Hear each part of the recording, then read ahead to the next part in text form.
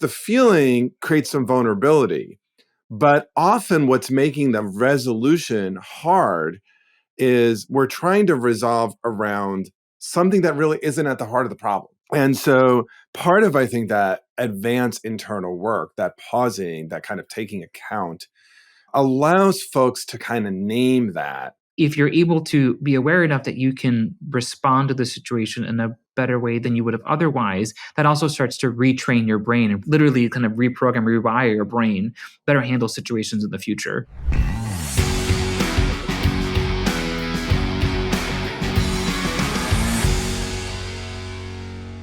All right. Welcome to the show. Johnny and I are so excited to have you both here. And we'd love to start off with a question that Johnny and I are very familiar with. How did you guys come together to write this project? It's a very fun answer. And thank you for inviting us. We're just thrilled to be here.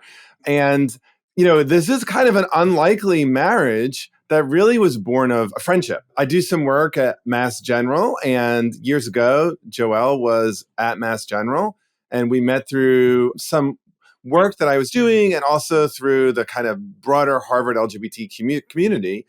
And just over time, we started to talk about our interests. And I was doing a lot of work on this idea of conflict resilience. I think it was highly resonant for what Joel was seeing in healthcare. And at some point, Joel had the, I would say, wisdom to say, hey, what would you think about writing a book together? I think my initial reaction was something like, how could we do that? I don't know nothing about brain science. And while I'm sure you're excellent at conflict, I'm not sure you know that much about conflict. But the more we talked about it, I think the more jazzed we got about the possibility and what we might both learn. And it went from there. Is that a fair retelling, Joel? Oh my gosh, yeah. I mean, I think it is, so much in my own research has kind of shown that there's a lot going on in terms of kind of connection and kind of social isolation. Loneliness has been kind of growing over time.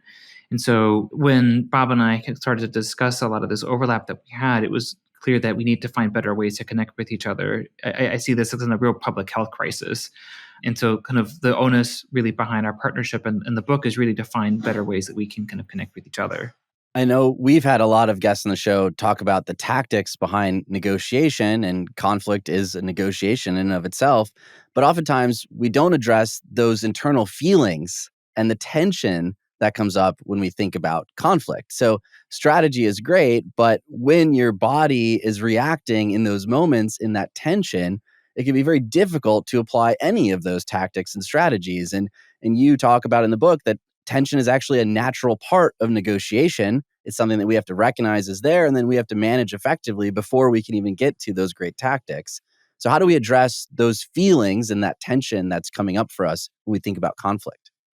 Yeah, I mean, I think one of the most counterintuitive parts of this work, and I think this is where like Joel's contribution that we often don't see in the negotiation world, but it's so important, is that so much of the work starts internally, right? And in some sense, the first third of our book, the part that we call name, is all about doing this internal work of understanding our own feelings, the identity questions that come up, understanding how do we give voice to all of them. That internal work is so prerequisite to any of the kinds of strategies that you might find in a typical negotiation book. And Joel, I know you have a lot to say about that from a research perspective.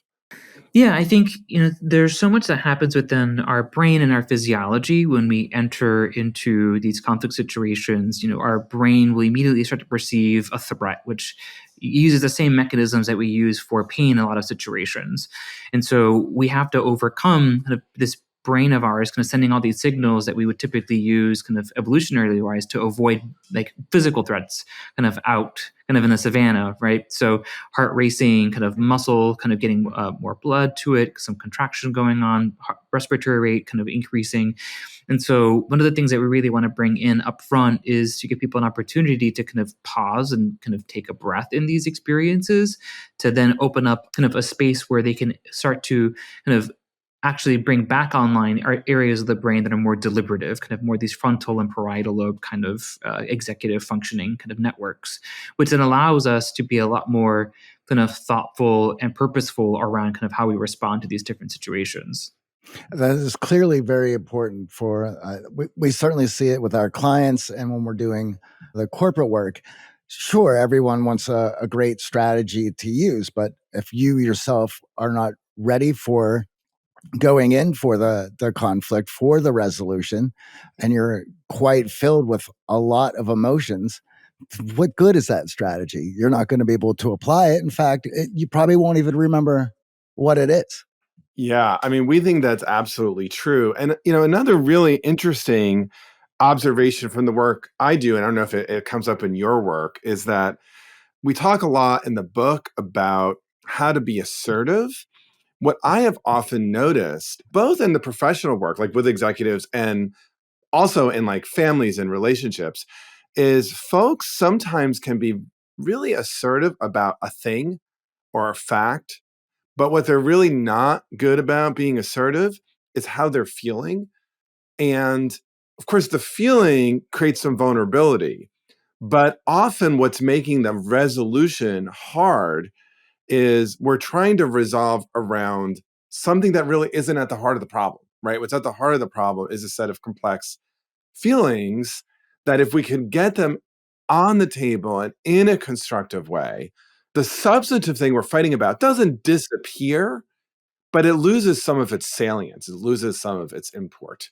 And so part of, I think, that advanced internal work, that pausing, that kind of taking account, allows folks to kind of name that and then figure out, like, let's make sure if we're going to argue about something or assert about something, we're actually asserting the kinds of things that are at the heart of the matter.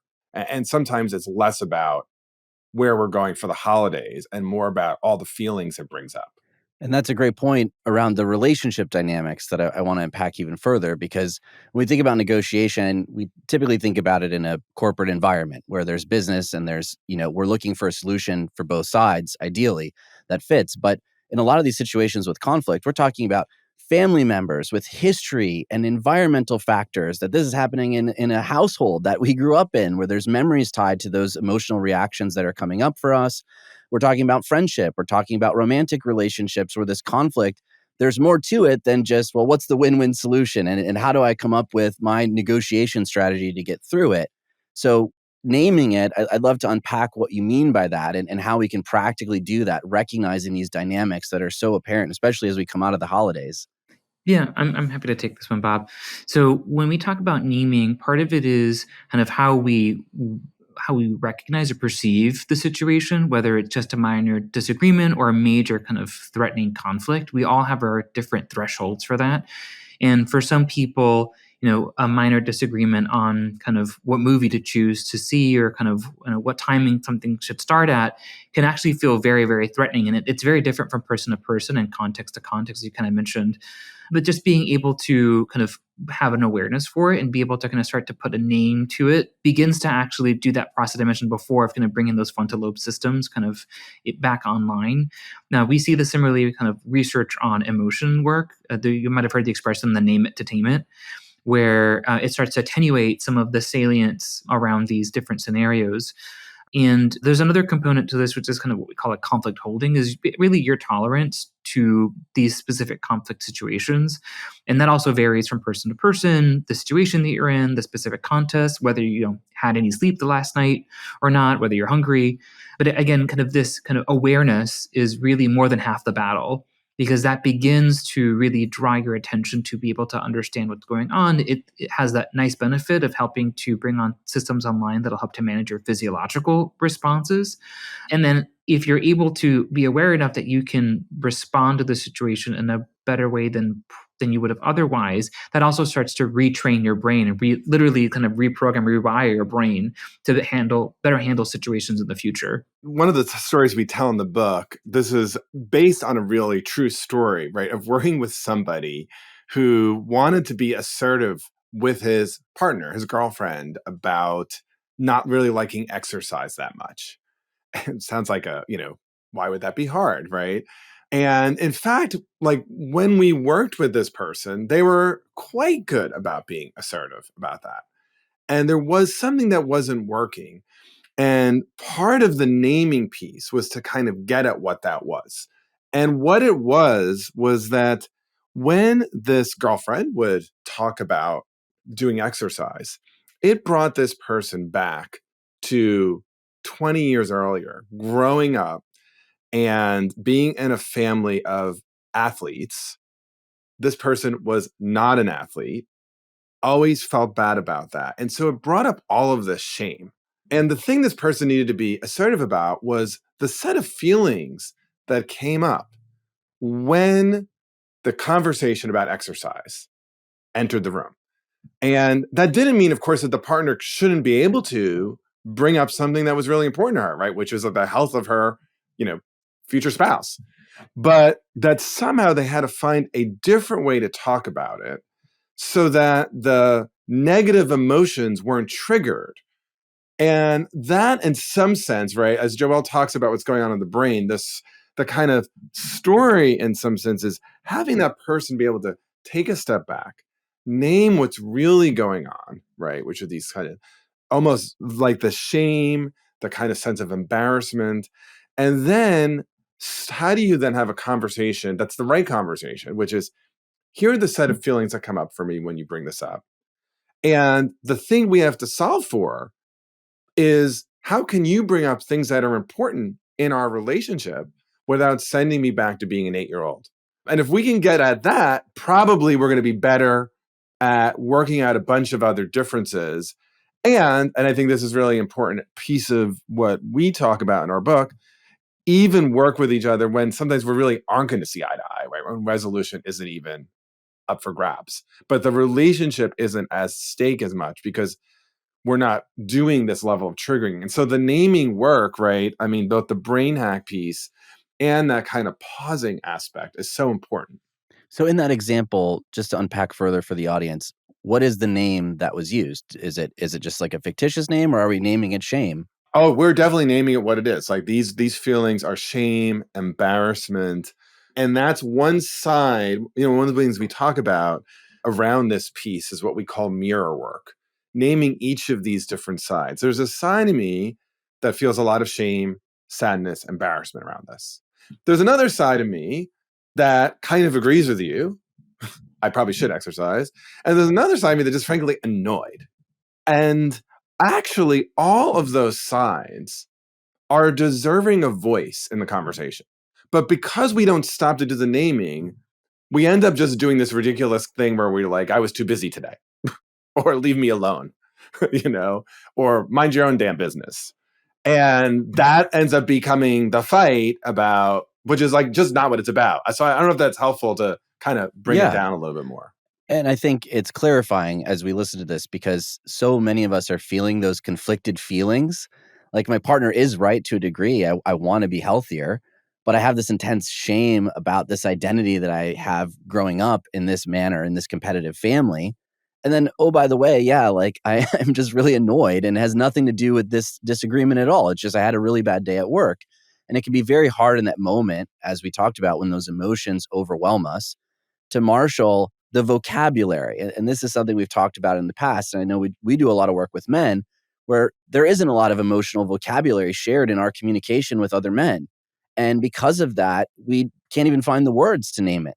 And we just kind of lump it all into anger or sad. And let's just move on. I don't want to feel those feelings. I don't want to name it. And I don't want you to perceive me in a certain light based on those feelings and emotions that come up for me when my partner's saying, I need to work out.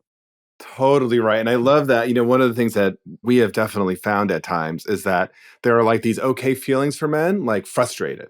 Men are allowed to be frustrated and angry. But underneath, there's a whole bunch of other feelings going on that can be sometimes hard to access, sometimes culturally coded as not appropriate. And yet they're there, and they are mucking up our ability to work with each other through the conflict, right? And then because it's so easy to avoid, or so easy, we have great examples of people fighting, not productively, but we kind of know how to do it, right? We default to those. And over time, right, the relationship suffers, certainly in a family situation or, but at a bigger level, not a bigger level, but a different level, like at an organizational or national level, right, we start to tell deeply negative stories about the other. This component about emotional vocabulary is so much more powerful than people give credit to. I mean, there's been work done looking at social emotional learning in children, and in terms of kind of what kind of an impact has on people for the long term. And what you see is that having a greater breadth of emotional vocabulary to kind of name and kind of describe your emotions actually leads to much better outcomes than a lot of other interventions for people, kind of on the long terms in terms of kind of like health and kind of well-being overall. So the more refined we can be kind of with how we're feeling, kind of not just for ourselves, but how we teach other people how to talk about emotions, the greater the positive impact we'll have on the people around us and ourselves.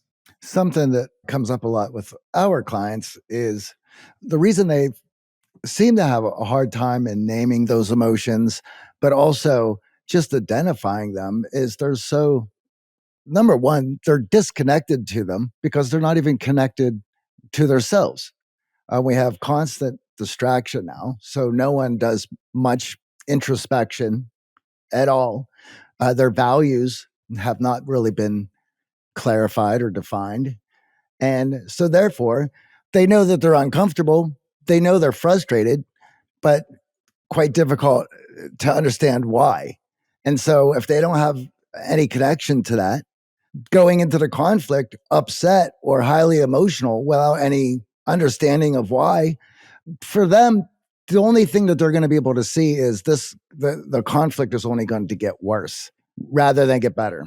There's an element of kind of, you mentioned kind of being unaware of kind of how you're feeling. There's this element of almost like mindfulness that comes into this work around. Some of you may be familiar with kind of like the body scan technique, but essentially being able to draw your attention to kind of your physical body and how it's feeling. There's this part of our brain called the insula. It's really important for kind of interoception, kind of feeling yourself, and it's about kind of being able to kind of draw your attention towards how your heart is beating, kind of the placement of your tongue in your mouth, the position of your shoulders, where your fists are clenched, and all those things together can help anybody really begin to describe kind of what kinds of emotions they're having, because it's this dialogue between your physical body and the thoughts and perceptions in your brain and the environment around you, the context that really leads to what we call an emotion. And that's particularly important for conflicts because it's oftentimes very kind of negative emotions when you're in it. Or on the flip side, for some people, if you're not really perceiving it as a conflict, you might kind of see it as a positive situation, but for the people around you, it's highly, highly negative. Another aspect of that for our clients and for the corporate work that we do, we want to make sure that everyone is connected to those values. But another thing about it is they're not in tune with the emotional drama that plays through with themselves. Because if they're conflict adverse, they're not acquainted with that emotional theater. They don't understand how long it lasts. And for some folks, and for whatever the conflict may be, they could be upset for days and not even realize how badly it is distorting everything around them in their reality due to being at such a heightened emotional state. That is so highly resonant for me. Part of what kind of got me moving to more of what we might call like a deeper or interior look at conflict handling was a book that I read years ago, and two of you may have read it, or if not, I would just highly recommend it. It's called I Don't Want to Talk About It, The Legacy of Male Depression. I see some nodding, so maybe you've at least heard of it. It's a fabulous, wonderful book. But your point, John, on just how the lack of kind of awareness of what's going on, that is then having someone act unmindfully, right, in the world. I think, listen, like Joel and I really hope, we think our book is very readable and fun and rich. And here's the real challenge of our book. Like, the work is hard. Like, the work that we are suggesting is hard. But one of the things that we talk about is what we call the BBO, the bigger, better offer.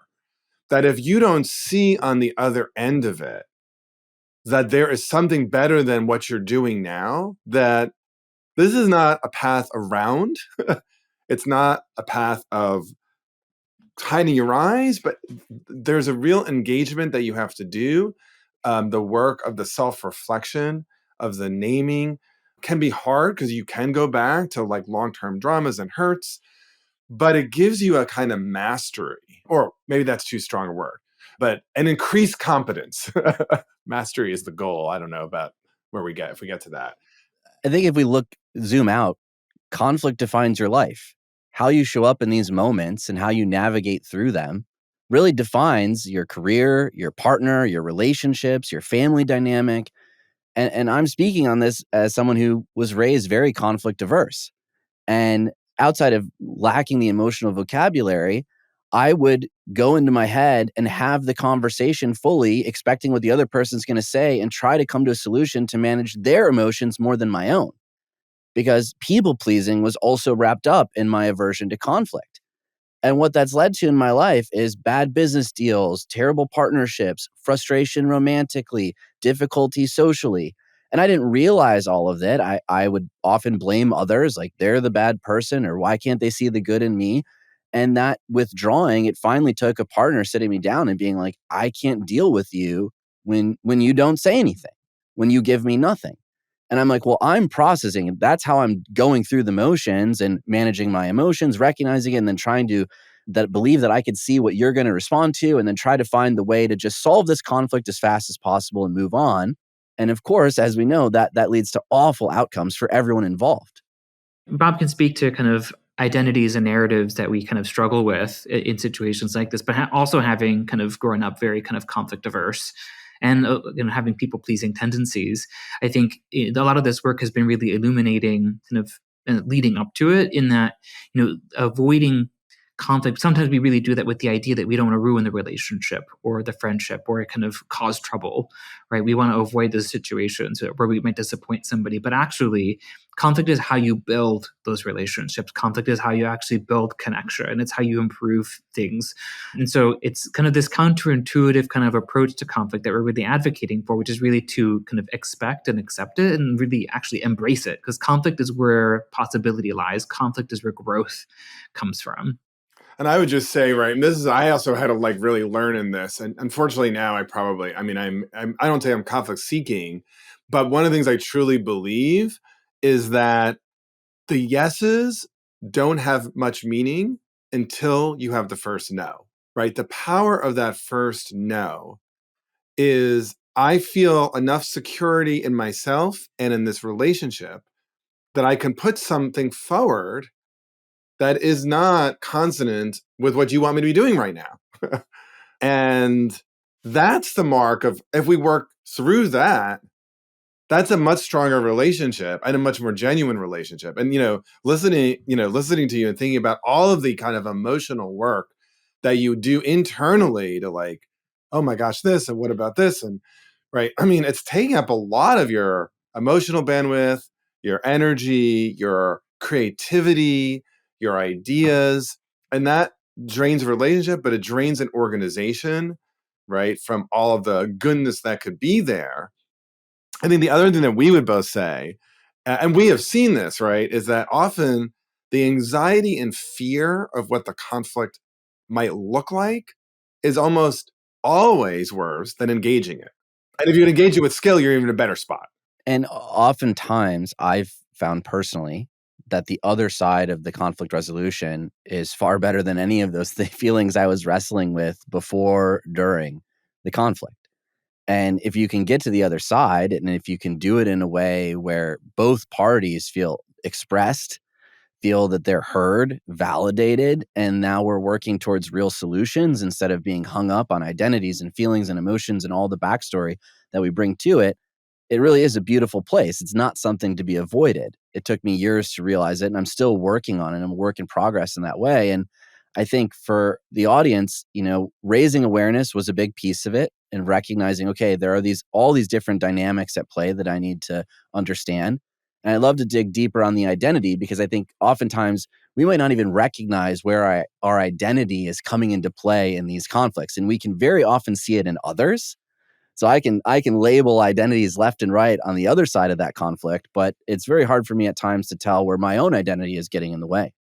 Yeah. I mean, this is something that we use some different kinds of examples, but I mean, some of the really common ones, right? I think, and you've kind of alluded to this, right? One is the story of I don't want to be a disappointment, right? Versus the story, or I want to please boss, mom, spouse, child, fill in the blank. And then this another side or identity, which is something like asserting something that's important to me, is selfish or is wrong.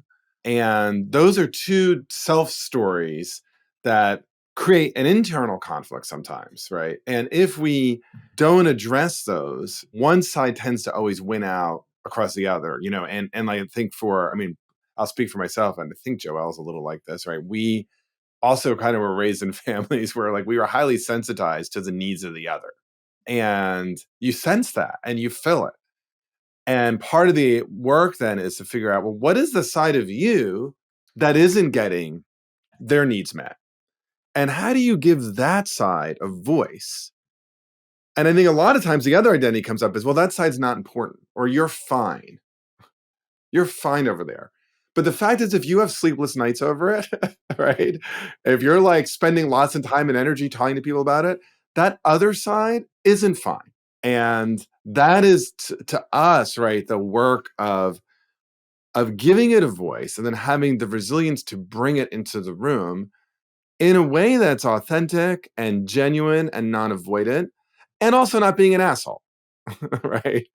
Which we know can resolve conflicts, but it is very damaging. You bring up in the book 7 tensions, and I think it's helpful to at least maybe call out a few that are you often see are present in these situations, or maybe some common mistakes with the tension that people make as we think about conflict.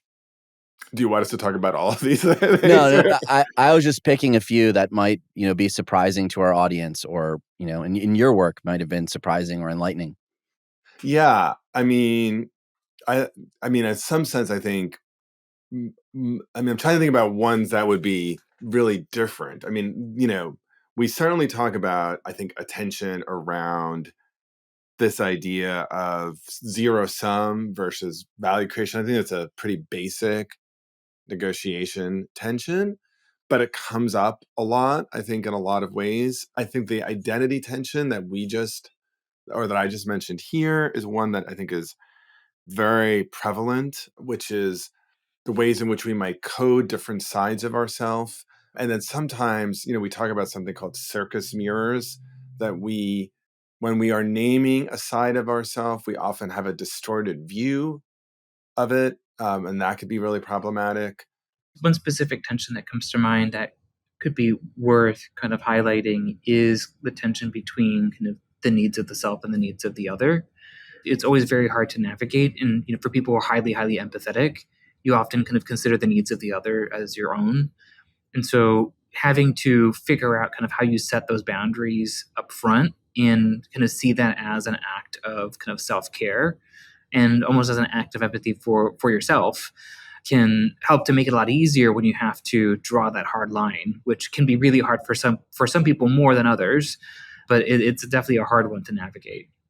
Yeah, what comes up for me in that is also the tension that we're predicting is going to happen thereafter we draw that hard line, right? So that there's an anticipation, and we then feel it as a tension internally of like, well, okay, well, it's going to be an outsized reaction to me actually just expressing my need or expressing a boundary to protect myself.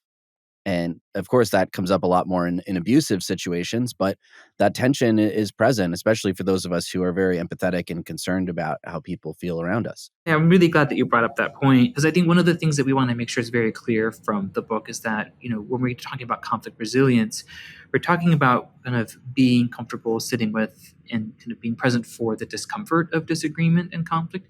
But what we are not saying is to tolerate or endure an abusive situation.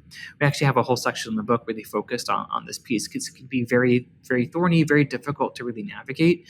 And I think, we want to make sure that people know that it's very important that if you are in a situation where you are at risk of harm to yourself, or there's a risk of harm to others, that you are able to kind of navigate that as aggressively as possible. And that sometimes means kind of leaving the situation, right, or calling for help in the situation, as opposed to just kind of enduring it.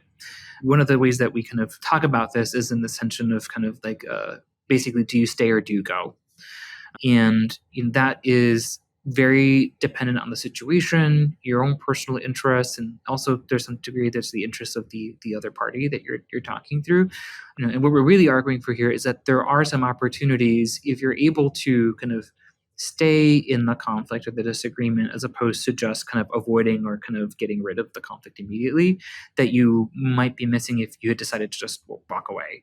Conflict resilience is one of the main concepts in the book. So perhaps defining it for our audience would be a good place here. Yeah, thanks for that. So it's not just like a cute little phrase, but we really do mean to distinguish this from conflict resolution. So conflict resilience really is the capacity and the mindset of sitting with the discomfort of disagreement, meaning having that ability to bring forward your perspectives, your feelings, your ideas with others, including and especially those who will not see eye to eye with you. And also being able to listen to and empathize with, and we want to distinguish empathize from agree with, empathize with, right, others' perspectives. And we think that that piece, right, certainly is a piece of what resolution might look like, but it's prerequisite and detached from whether or not we are going to agree. And the reason why we think this capacity is really important and also being underdeveloped right now is because if we can't have that capacity, then we can't ever get to resolution, right? I can have a whole bunch of skills that I can practice, but if I can't sit with the discomfort of the disagreement, I'm not going to be in the room with you because I might disagree with you. So then my other choice is to get onto X and tweet into my world and to get my troops and agree with them, or to go in my Slack channel and talk about how awful the boss is, or to make sure that the holidays are like from the 24 hours from like Christmas Eve to the end of Christmas Day.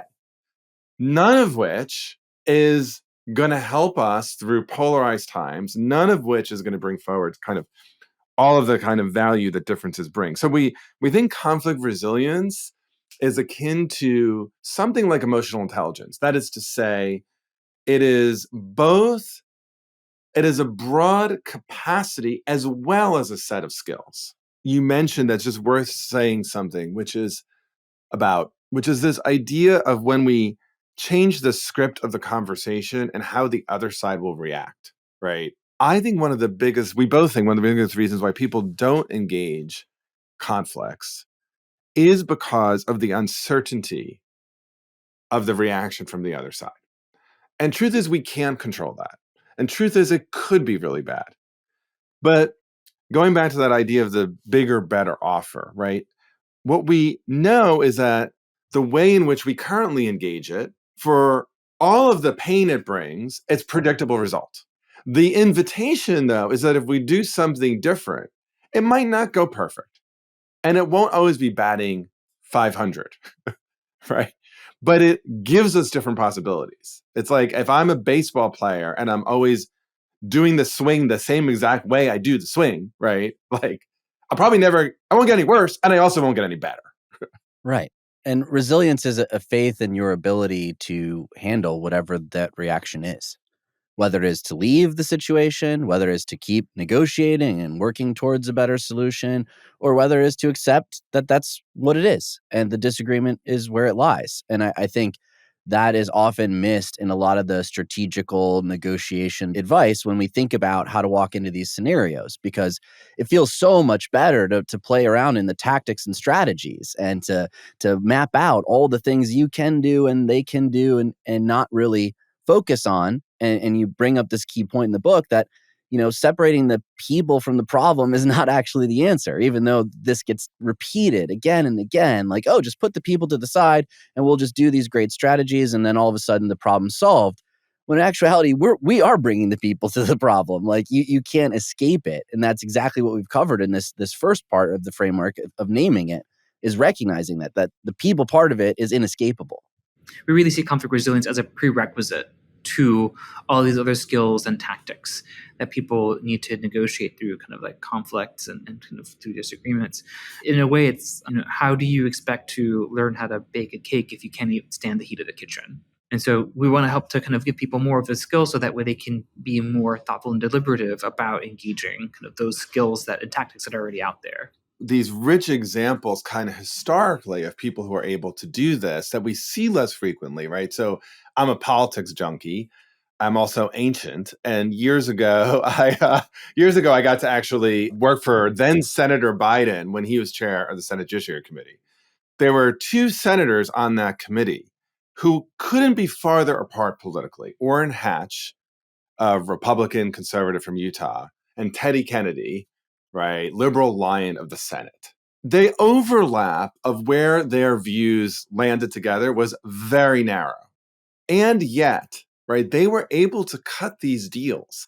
They were able to identify zones of agreement, even though they had very fierce disagreement on many, many issues. And I just don't think we see as many examples of that, right? And you could look in international arena. You look at people like, former UN Special Envoy Brahimi, who helped broker negotiation that brought an end to the Kosovo conflict, right? And people say to him, how did you sit down with people who are, accused war criminals? And yeah, like the work of negotiation and conflict resolution is messy and dirty and hard and uncomfortable. And the alternative is continued bloodshed. I want to unpack that a little bit more because obviously online communication has distorted all of this. So the level of resilience that those two had to their constituents and the ability of their constituents to reach them angrily and cancel them and remove them from the party and label them traitor and everything else was much less than it is today. So, yes, our politicians need more resilience, but we need to recognize that online discourse is distorting our perception of what the necessary resilience is to manage these conflicts. And we had a little spirited exchange before we started recording around this exact thing, that because of this lack of resilience and a lack of understanding around the distortion going on, we can very quickly hold on to the most negative views of the tiniest minority, and they could keep us from acting at all, from even choosing to engage in conflict, and instead avoid it and get nothing done, which is, I think, the overwhelming opinion at this point is everyone is angry at politicians for doing nothing. But that is because they're now afraid of these conflicts that you just discussed, that in the past, we, even on complete opposite sides, we would walk into knowing that there's got to be that zone of agreement that we can move things forward on. You are singing my song here, right? I think what has happened is we've gotten to a moment now where if you decide to engage the other, you have now betrayed your people, right? And betrayal, right, is like, talk about, like, we were talking about families earlier, right? I think so much of like what complicates like family dynamics around conflict is themes of betrayal, right? I mean, it's a big identity piece. But if the costs of going across and having the conversation are complete betrayal, right? And I think the online environment is very, very rich for that. But it's not just that. And you don't see what the bigger, better offer is. Who's going to do this? I mean, we hope we have lots of examples, both anecdotally and through the research and science that Joel brings to this book, to be persuasive for people, but we get, like, this is not an easy sell, but we think it's a really important sell. And the question I think you're almost asking is, like, how do you do this in an environment where even trying, you lose your tribe and get nothing from the other side, or you kind of go to the line and there's like nobody there. Yeah, and that's what we're seeing with our clients, whether it's in the corporate world or even in their personal lives, this fear of cancellation and this fear of what betrayal becomes in their life is so large that they choose to opt out. They choose to retreat. They choose to go back to their safe, comfortable online world where you can find agreement everywhere in your little algorithmic bubble. Yeah, no, I think that's right. In the last part of our book, one of the things we talk about, hopefully people will find it useful, but it's we use the frame, like, create, or the word of, how do you create a greenhouse environment to help foster conflict resilience? So you could do the first part of our book, right? All the internal work. And then you could do the second part of our book, which is really around the skills, But if you're in a hostile environment, it's going to still be harder to become conflict resilient. It's like you could have developed a very good seed for the most tasty tomato, but if you plant it in Boston in February, it may not do that well. And so we offer some advice, I think, for leaders in that, but we also, feel like we had to offer some advice of like, what are the things you could do when you don't maybe have structural power, to at least do something in your environment to increase the possibility of doing this work. And there's lots of dark examples, but there's lots of really great ones too. In January, I'm going to Dubai in the beginning of January to do work with an organization called Seeds of Peace. This is an organization that's been around for more than 30 years, working with Israeli and Palestinian young leaders and Indian and Pakistani young leaders. And one could take a step back and say, well, is India and Pakistan in a great situation? Answer, no. But boy, like for the people who get involved in this, does it change the trajectory of how they live and the choices they make and the way they lead? Absolutely.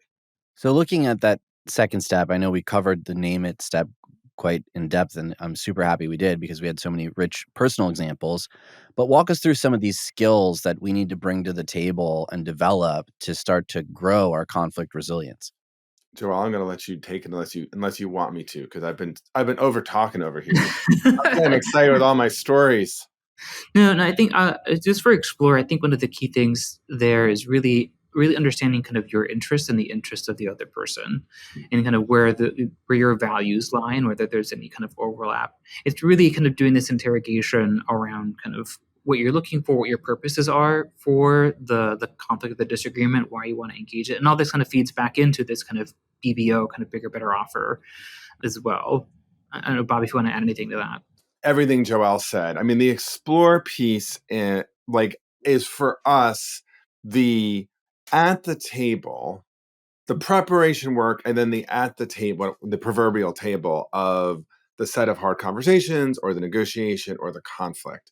It is how do you enact and bring to life the work that you did, naming the different identities and the work that you did against like everything in our culture that's telling us to not be curious, right? That's telling us to be certain.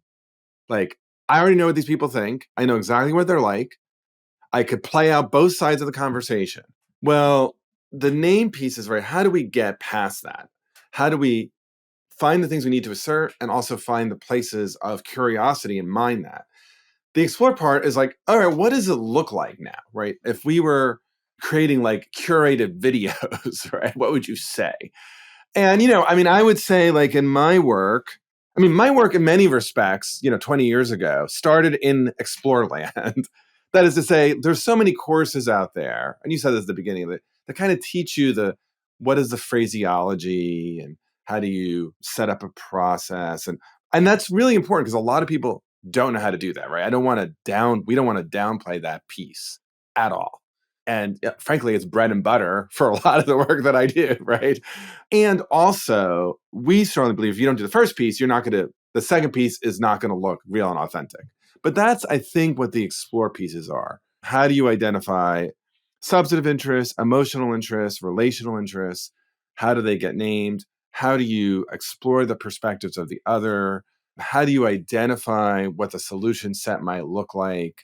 That's what's really in that piece. So I know for many of our audience members, they're going to enjoy this piece the most, the preparation, the ability to really think intellectually about the problem, the conflict, and strategize. What strikes me about that, and I think is difficult for a lot of our clients, is to see beyond their own identity. And oftentimes they might even mislabel the other side's identity. And then from there, try to draw conclusions around motivations that miss the mark. And I think the curiosity piece is something that we work diligently with our clients to develop because it flows through conversations, it develops great relationships, it also creates great opportunities to resolve conflict when we actually work on our ability to be more curious. But oftentimes, especially in the short form world that we live in, that curiosity piece is like 90 seconds long. And then it's like, okay, I checked that box. I know who that person is. All right, let me apply this strategy. So if that's how, you see the younger generation or conflict arising, and how can we think deeper and explore and strengthen our curiosity muscle to really find what those true motivations are and not the false flags or the ideas that we have based on identities that we're seeing online. Yeah. I mean, I'll offer two hacks, and maybe Joel will offer some brain hacks. These are two. I mean, they really are kind of hacks, but I think they work. I've seen them work really well, right? One, sometimes is inviting like a client to reframe their task, right? Like I'll say something like, "You have an offer to write the long form article that's going to be in the New Yorker on how this person thinks." Like that's your task in this. So put on your reporter's hat, and the more juice you get, the better. And suddenly, the kinds of questions that come out, like it's a role shift, are really curious. Like, say more about that. Help me understand that. And so it's quite interesting sometimes if you change the person's like purpose or role, you could tap into some curiosity. Like it's in their capacity. I think the other thing that I have found works, and I suspect you guys probably do this too, right? Is some version of a role reversal. Like literally putting them like in a chair and saying, you're now whatever, the boss, you're the client, you're the person on your team's driving you crazy. I don't want to do that. What's the point of this? Is silly. Well, we're just going to do it. Right. And I mean, does it mean that there's a mind meld with the other side? Like, no, but just sitting in that chair and hearing their own words on them used on them in the chair of the other, like can be really powerful. And I think somehow, right, the task here is, and this is what something that we try to emphasize in the book, that the performative acts will look performative and trained if you can't actually get the shift in curiosity. And what I would add is, I mean, maybe not so much as a brain hack, but it is a useful tool, is the ladder of inference. This is a tool we talk about in the book where essentially you've got, if you imagine kind of a ladder sitting on top of like an ocean, the top of the ladder is the headline of kind of what the other person is saying or how you're perceiving the situation. For example, like you're being selfish. And the ocean is all the data that leads up to that headline. And what you want to do is kind of really walk down that ladder to figure out kind of like what are the experiences, the facts, the things that led to that headline. And you can do that in that kind of conversation. This is kind of where that curiosity comes in, is kind of pointing out kind of areas of interest, really understanding, oh, what was it that led to you thinking that? Or, tell me more about kind of why it is you think that. And the further down you work your way down, the more you're able to gain information, not just to help to navigate the situation as a whole, but it also helps you to better understand how to be more strategic in kind of the next step of this piece, to really understand kind of what are the things that are really motivating the other person, what's really driving where there is a point of conflict. That's really important. I'm certainly going through that information, deciphering what it means to you and why you got that headline. So you could also understand whether you've bought into a cognitive distortion or some bumper sticker saying that you've always clung to that doesn't stand in any sort of facts whatsoever, but just sort of a junk philosophy that you've always just sort of used.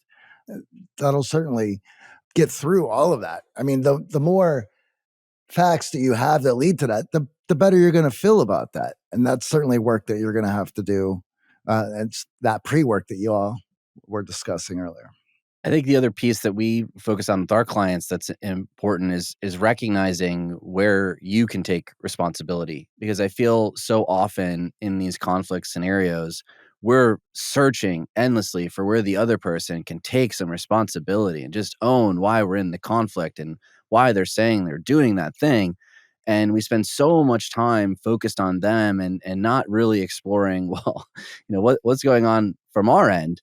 And oftentimes when you do that self-exploration, the motivations become a lot clearer for both you and the other person, instead of just focusing and labeling the other person and waiting for their responsibility. And sometimes that responsibility could be as simple as I miscommunicated, or I let my emotions get the best of me and I actually didn't mean it in that tone whatsoever.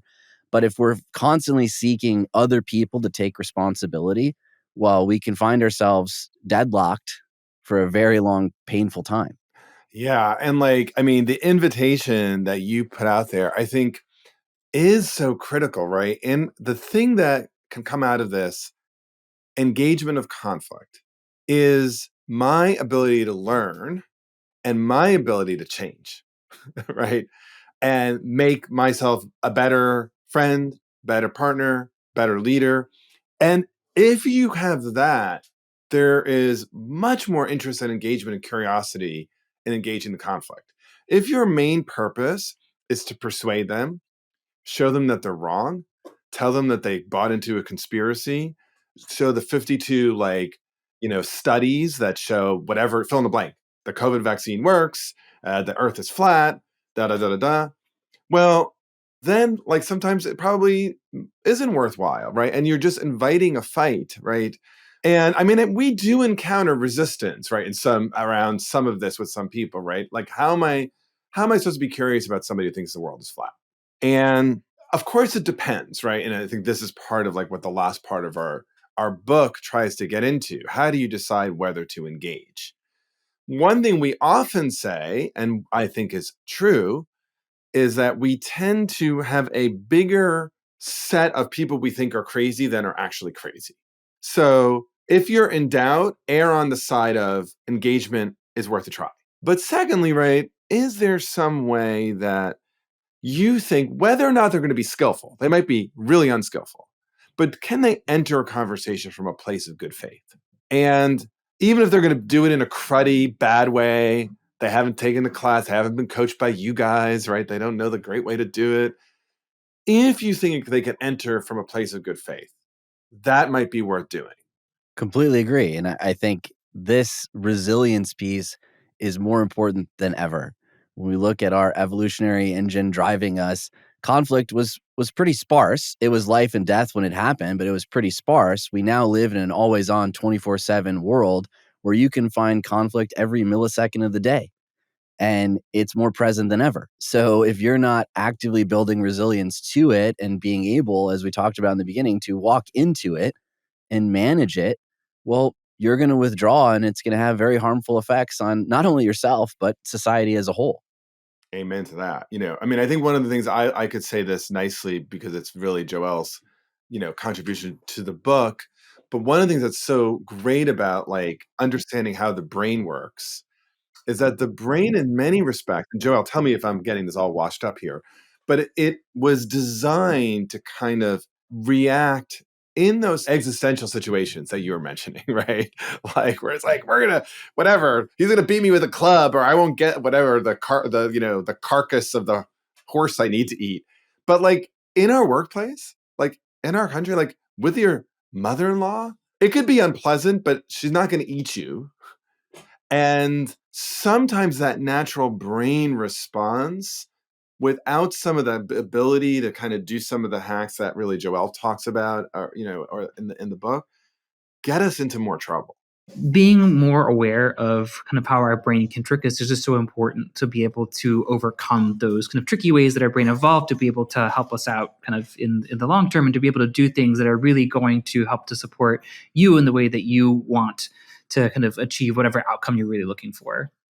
Well, I know for many of us coming out of the holiday, we definitely feel that we need more conflict resilience. So we appreciate both of you stopping by and sharing this great book with us and our audience. Where can they find out more about the work that you both do? Sure. Well, we've also had fun, and you could find this at our book website, which is really simple. It's conflictresilience.book.com, conflictresilience.book.com. And that will also lead you to our individual websites as well. Thank you so much for joining us. I hope you have a wonderful holiday. Thank you. Thanks, same to you both.